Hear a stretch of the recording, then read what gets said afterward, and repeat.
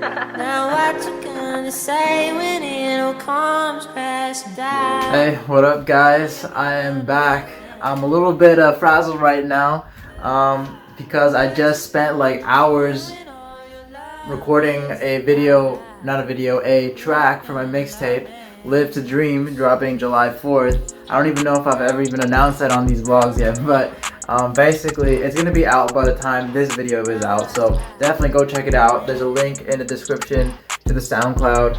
I hired a dude on Fiverr to draw the cover photo, so hopefully that's going to be dope. I've been going back and forth with him because his edits aren't exactly what I want, but hopefully we'll get it down to the right thing, and by the time this video drops you'll be able to see a dope ass mixtape cover. But anyways, I just spent a long ass time recording this shit. It just took forever, but I finally got it down to what I wanted to sound like. I'll play a sample of it. Oh, by the way, my door just keeps fucking opening because there's a breeze in the window. But anyways, I'll play a sample of it right now, a few seconds. I'm just faded, I'm walking through phases, I'm feeling wasted, I couldn't explain. Pretty dope, right? Anyways, I just finished that. I'm really proud of it. It's probably going to be the lead single to the mixtape besides Unbothered.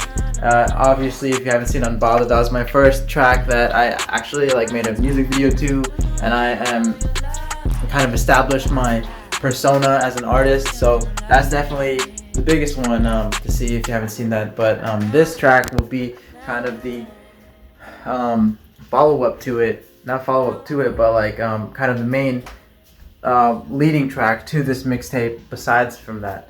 The reason for that is because it kind of touches on more directly the topics that this mixtape is about. Living to dream, dealing with my OCD anxiety. I'll further on I'll deal with other topics like loneliness and another I just can't close this fucking door. Yeah, so I'm a little bit distracted right now. And it's hard to do this shit while vlogging. It's my solution. I just gotta, I don't know, deal with that kind of stuff. You never know when you have to deal with, when you're a starving artist and you're just trying to make it. I've literally, at this point, lived for a year on the floor. This is my bed. No joke. Yes, I need to wash my pillow covers. I know it looks pretty dirty, but anyways, I've lived on the floor for literally a year. My door can't even shut completely. I'm living a meager existence for now, but I don't complain. I've been making myself do it. I actually, in my third week out here, I think it was the third week, I made this video about the keys to happiness and about mental endurance and about maintaining strong mental strength, especially through times like these where I'm not getting paid that much. Working at CVS as a pharmacy technician, I'm not I can't afford a fucking mattress. I can't close my door. And I did this for a year. But I've been able to maintain mental strength. That's one of the biggest lessons that I've learned on my own living here in Boston is to be strong and to be able to endure these things and be able to kind of create beauty, this mixtape, out of the chaos. So that's kind of where the inspiration came from. A lot of art, a lot of comedy, a lot of entertainment comes from darkness or sadness or pain from the inside, and it inspires you to create something external.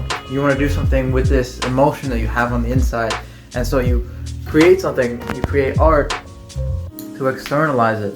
So I think I don't know, that is just kind of one of my ideas about art. and where it comes from, where in the unconscious it arises from. But that's for another topic for another day.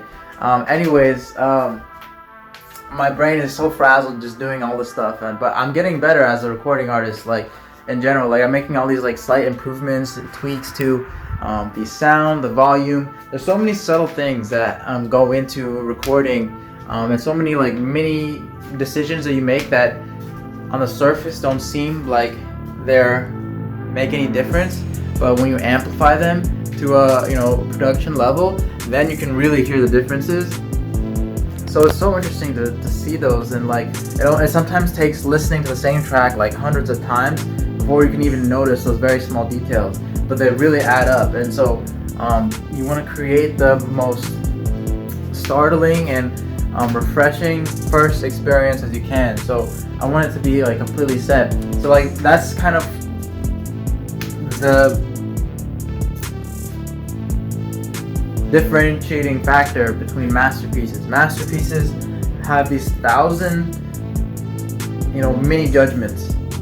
The masterpiece happens in those layers of effort that include thousands of judgments that went into it, subtle changes that make every detail perfect.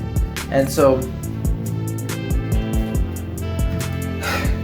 if you're an obsessive like I am, because I literally have OCD, or if you're like a perfectionist, or if you're an artist just trying to create the best work, then that attention to detail is useful. But it can also be pretty paralyzing too, because there's a lot of pressure that you put on yourself, and sometimes that pressure prevents you from creating something actually good. There's a lot of times that I was recording this music, and there's such a knot in my stomach, and it wasn't turning out the way that I wanted to. I had to step back and realize that my putting pressure on myself is preventing me from creating anything that I would be proud of. So rather than think that it has to be perfect, I would think to myself, just put it out there, and even if it's shitty, like it's better than putting something out there, keeping a perfect idea in your head but never having published it or put it out there or made it so that other people could experience as well. So that's kind of the mental gymnastics that I've been going through in the past few 24 hours. But anyways, that's aside. Okay, mixtape, talked about that. The other thing that's pretty big that's happening is that I'm running a half marathon. So yeah, that's gonna be fun. If you guys heard of Group Chat or D Murphy or Menlo Club, basically there's this run club in Los Angeles and Hollywood, basically on Melrose Avenue, and they run every Saturday or whatever, but they're hosting a half marathon, so I decided to join. It's virtual, so you can do it anywhere in the United States, and basically you're training with other people, and you plot out your own route that you're gonna run your half marathon on, and there's going to be, I don't know, like a Zoom event where we talk about it, or we conclude the actual day. So that'll be fun. But I've never run a half marathon before, never run a marathon before, so yeah, it should be fun. I remember last year around this time I was doing an hour of cardio every day, 300 calories, incline walking, an hour long.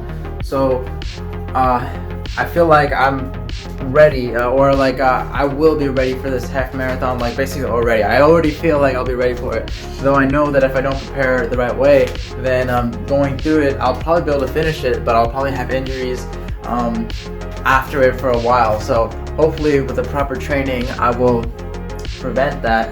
I did do just to get into the cardio rhythm, I did bike across Boston from my place to Seaport and back. Unfortunately, my bike, the back tire blew out in that time, so I'm going to have to either fix it or just sell it as it is, because I'm going to LA and I'm not going to be taking the bike with me. So I'm just gonna probably just have to sell it. But it is a bummer. That bike is a beautiful bike. And it was such an ordeal to assemble it and everything. So many lessons that I learned in that too. And it reminded me of The Zen and the Art of Motorcycle Maintenance. That's a great book as well. Read it if you get the chance. But I basically made a vlog, repeating the same ideas about the bike when I was assembling it in the past, around the same time last year. So check that vlog out as well. But yeah, life is good. Life is moving on. Every day a new kind of thing happens. Life is moving by very fast right now. I'm heading back to Ohio July 4th. That'll be really fun. But like basically I'm just wrapping up everything that's going to be happening in Boston, because I'm basically like I'm already mentally in LA right now. Like I'm already like thinking, what do I do? Where do I live? How do I get a job? Like those are the kind of things that are on my mind right now. That's kind of the next chapter in my book, and I'm turning the page and closing the chapters on Boston, which is sad, but it is what it is. At least the city is finally starting to open up again. We're in phase 2, and things are starting to look up. I went actually with one of my roommates. We went out to and like had a drink, outdoor seating. So that was such a surreal event. To like actually be outside again, in a restaurant with the people. I did that with Cam as well when he came back, but yeah, I mean it was good to finally be outside, almost back to normalcy again, which is great. This year 2020 is going to be one for the history books, that's for sure. So we'll see how that is. As for the Good Life movement, I'm thinking, how much should I really be talking about this? It's the theme that I'll be coming back to now and again, but I don't want to be too overt about it. I don't want to be too, aggressive pushing the agenda of it, because that's just gonna, from what I've found out, is just gonna, put people off, or put, you guys off. So I'll post videos for it. If you want to learn about financial freedom, mental health, physical health, getting ripped, aesthetics movement, I'll post more of that content, but only if that's what you guys want to see. If not, then I'll just pull back on it. But I do think it can do good in the world, so that's kind of why I believe in it, and so I'll keep coming back to it. But yeah, I can't push it too hard. I get that. But anyways, yeah, I'm probably going to make a entire financial freedom guide, where basically it's a primer on all the financial education that you need to know. Basically, lift yourself out of poverty. If you don't have any kind of basics, if you don't understand how to save or how to budget or how to invest, all of those ideas that basically you need to know. If you want to be financially literate, I will probably make a full guide for that in a future video, and hopefully that'll be a good resource for people who are starting from the very bottom. That's how they can get their way out of it. But yeah, that's just those are the kind of projects that are in the back of my mind, that I'm going to be getting to once I'm revved up and putting my feet on the gas, and I'm running at 100 miles per hour. So I have basically an inventory of projects that are in queue right now. It's kind of interesting to talk about your mind that way, and your projects and your thoughts. But okay, anyways, what else is new going on? Just a lot of stuff. But I don't have to go into it. The main thing I wanted to address in today's vlog basically it was almost like just like a catching up vlog today, and just kind of like evening out everything that's happening and kind of bring you guys up to speed in terms of what my projects are and where I want to take this channel. That's basically what it was. But let's see. Oh my god. Yeah, so well, this vlog's already gone on 15 minutes, kind of too long. I'm trying to like shorten them and make them more bite-sized, so I'll probably end it right here. If you learn anything or want you to drop me a like, leave me a comment. What do you guys think? Where should I take this good life movement? What do you think about putting pressure on yourself and taking it off and being able to create things? What do you think art is? Where does it come from? Does it come from the unconscious? I'd love to hear what you guys have to say. But with that, don't forget to subscribe and hit the notification bell so you don't miss next week's video. But as always, I love you guys, and I will see you next Thursday. Peace.